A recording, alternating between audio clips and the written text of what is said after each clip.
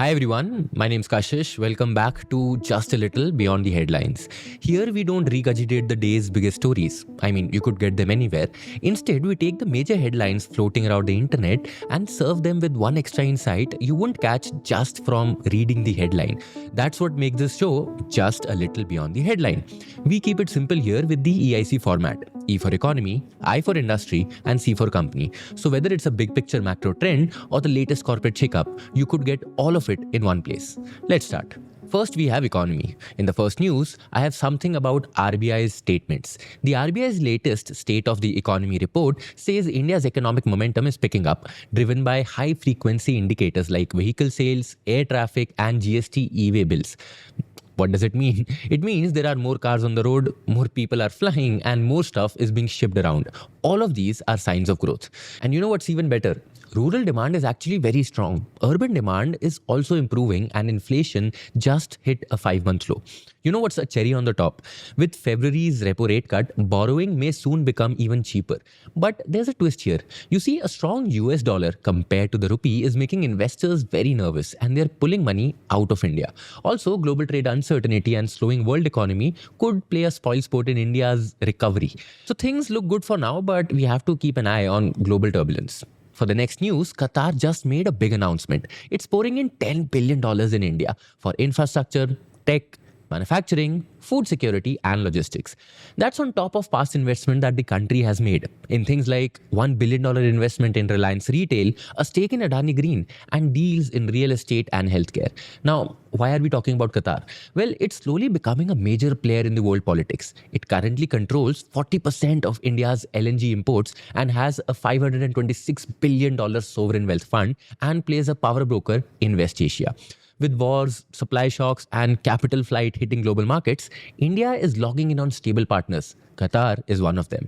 To seal the deal, both sides are pushing trade agreements, a joint task force on investment, and a plan to double trade to $28 billion in 5 years. That's what we are planning at. Clearly, in uncertain times, India is looking for friends with deep pockets, and Qatar is standing out to be one.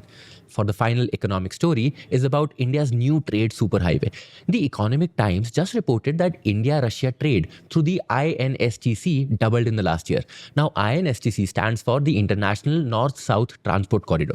But let us tell you what that means. Imagine you're shipping a package from Mumbai to Moscow. Your options. You can either sail it all the way around Europe through the Suez Canal, which is expensive and slow. Or you could take a shortcut, the INCTC, the International North-South Transport Corridor, which is a 7,200-kilometer network of ships, trains, and trucks cutting straight through Iran and Azerbaijan to Russia. And you know what's the difference here? The INSTC slashes shipping costs by 30% and the transit time by 40%. That helps ramp up exports to Russia, shipping pharma, food, textiles, and construction materials, while Russia can send us back paper, lumber, and industrial goods. With sanctions, supply chain chaos, and shifting alliances, India is future-proofing its trade routes. After all, we need better ways of reaching every key market we can. Now, on to the next section about industry news. First up, we have a news about GST hike on cigarettes. Now, ET reported that the GST on cigarettes could be raised to 40% along with an additional excise duty once the GST compensation cess ends in 2026. The logic here is clear. The government wants to keep the tax revenue flowing without introducing a new cess. Right now, the total indirect tax on cigarettes is 53% in India, which is well below the 75% that WHO recommends.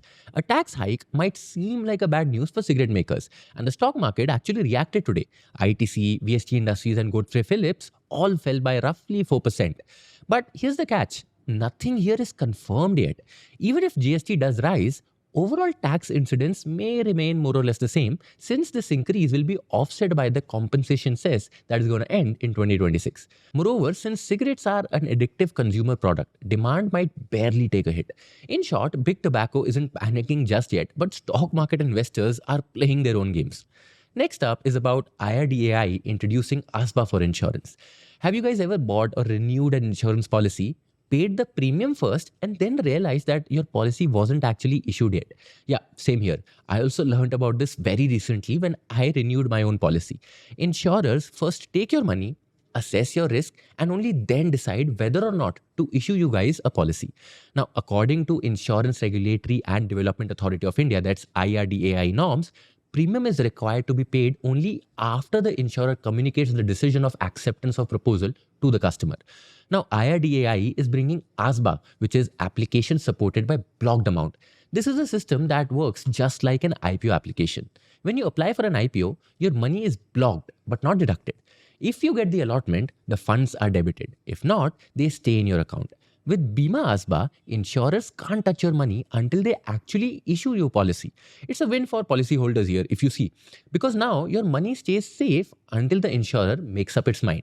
IRDAI has asked insurers to take this whole system live by March 1st. Now, next story is about innerwear exports. According to Mint, India's innerwear exports have plummeted.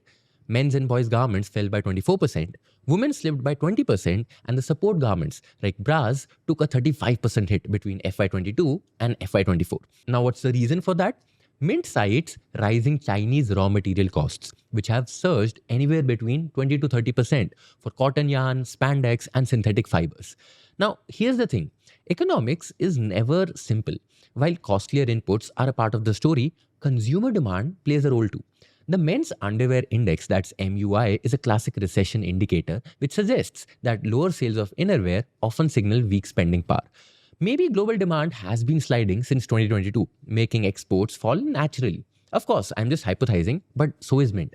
Economics rarely has just one villain, and drawing monocausal relations between two economic variables rarely does any good. So why are the exports falling? Well, I don't know. Moving on to the next section about companies. First up is about Vedanta. After nearly 2 years in the making, Vedanta's demerger plan finally got shareholder and creditor approval. The mining giant will now split into 5 separate listed companies, each focusing on a specific sector. First up is Vedanta Aluminium Limited, which will handle aluminium production. Second, Vedanta Oil and Gas Limited, which manages energy operations. Third will be Vedanta Power Limited, which includes all the power plants.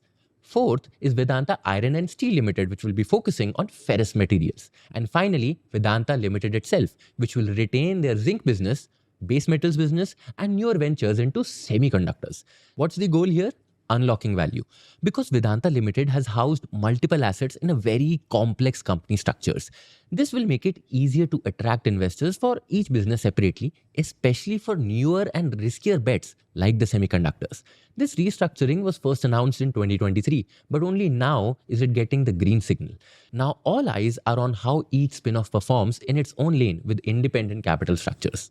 Next up is about Apollo's 19-minute medicine delivery. The Hindu business line reported that Apollo 24/7 is doubling down on speed, scaling up its 19-minute medicine delivery and expanding same-day deliveries. The goal here is to cover around 20 cities by the year end, up from just 4 today on the quick commerce front. Simultaneously, 80 to 85% of its orders currently are same-day deliveries, and they want to push this to 90% soon.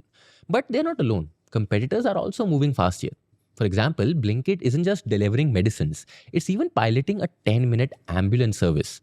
Swiggy Instamart has also teamed up with PharmEasy to power its rapid medicine delivery. Similarly, Tata 1mg has partnered with Big Basket for instant deliveries in select cities. Now there's a major difference here. Apollo isn't using dark stores, something that other quick commerce players usually do. Instead, it's expanding its pharmacy network, meaning it's boosting offline and online reach at the same time. While others are burning cash on warehouses, it looks like Apollo is trying to play smart here, using what it already has. And finally, Maruti Suzuki wants its crown back. As a part of its Suzuki new midterm management plan, Maruti Suzuki's parent, that is Suzuki Motor Corporation, has made its intentions very clear. India is its most important market and it wants to reclaim 50% market share. The company also aims to be number 1 in local sales, exports, and EVs by 2030. So currently, Maruti holds 43% market share roughly, down from its once dominant 50%. The comeback plan is very simple. More SUVs, hybrids, and a bigger EV lineup, starting with e-Vitara. They're also betting big on CNG and flex fuel models to appeal to cost-conscious buyers. To make all of this happen, they're doubling down on production to 4 million units annually and setting manufacturing hubs in Gujarat and Haryana. Now, will this strategy work? Maybe.